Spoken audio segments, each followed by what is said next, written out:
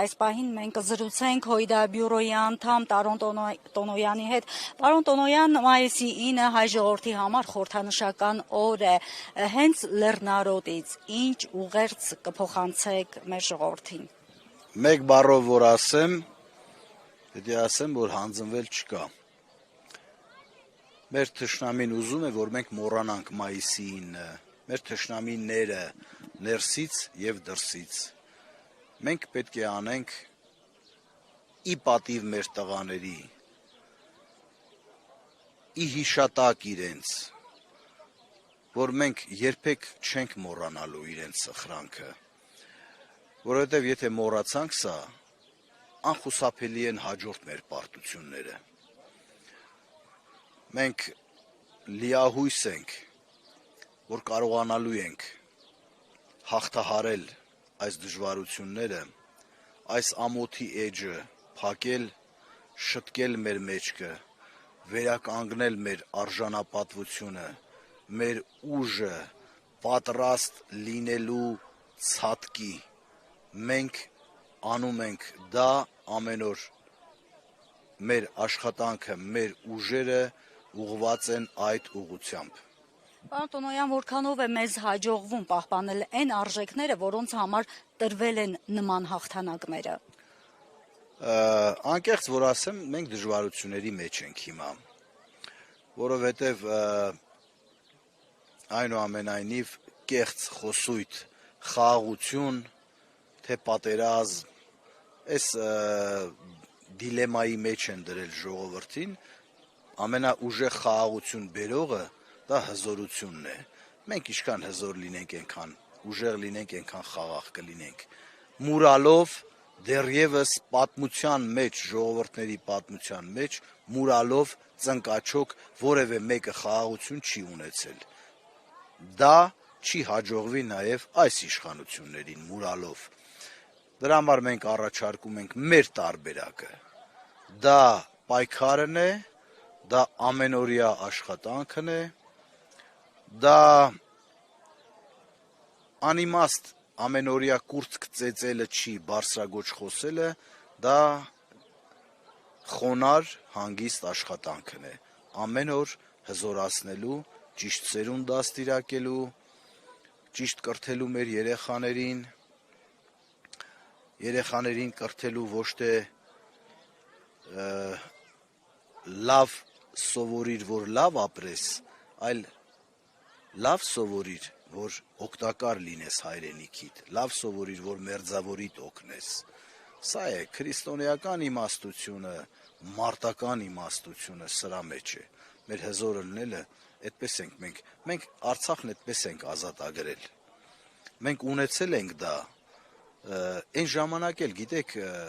շատերին թվում էր, որ դա անհնարին է, դա խենթություն է, չի լինի եւ այլն, այդպես մեծերը մեզ ասում էին, դա դուք հասկանում եք, դա ինչ է, այսպես։ Բայց խենթերը գտան հնարը։ Մենք ոտքի ենք կանգնելու, անխուսափելի է դա, որովհետեւ հակառակ դեպքում մենք եղածնել կորցնելու մեծ վտանգի առաջ են կանգնած։ Դա անխուսափելի է։ Դա անխուսափելի է։ Աշխարհը դեռևս ժողովուրդների պատմությունները չի մտածել այլ տարբերակ։ Երկաթե շերեփի տարբերակը հին Հռոմից սկսած գործել է եւ ցավոք սրտի ասեմ, գործում է մինչեւ հիմա։ Մենք այդ կանոնից պետք է չշեղվենք։ Պարոն Տոնոյան, ձեր հայրենի լեռնարոտում հաղթանակները խորհրդանշող եռատոնի առիթով դուք մշտապես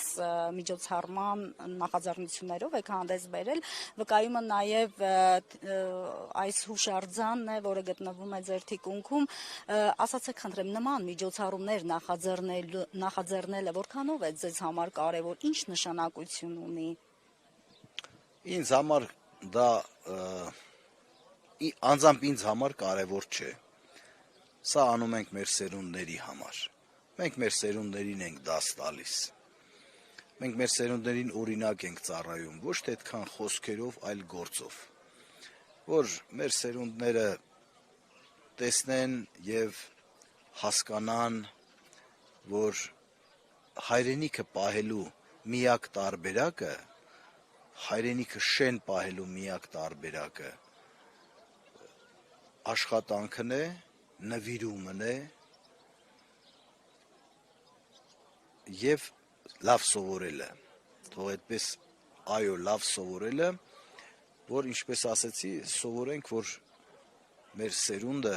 ավելի գրագետ մեծանա եւ այսպես ասած տգետների կողմից հեշտ կառավարելի չլինի, տգետների կողմից։ Եվ հատկապես այսօրվա միջոցառմանը ինչ է նախատեսված, պարոն Տոնոյան։ Այսօրվա միջոցառմանը հիմնականում հրավիրել եմ իմ 90-ականների ընկերներին, Արցախյան առաջի պատերազմի դերակատար մարդկանց, առանցքային դերակատար, ցավոք սրտի պիտի ասեմ, որ շատերը այլևս չկան, հրավիրել եմ նաև 44 օրյայի մեր գործող ընկերներին, գնդի հրամանատարներ, գեներալներ,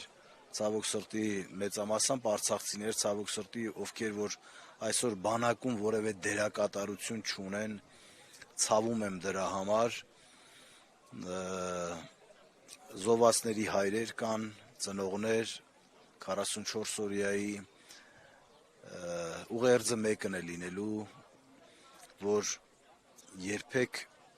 իրենց զավակների արյունը անիմաստ չի թափվել։ Այսօր որ մենք այստեղ կանգնած ենք, մեր այդ զավակների շնորհիվ ենք կանգնած։ Այսօր որ մեր հայրենիքը կա, իրենց շնորհիվ է որ կա։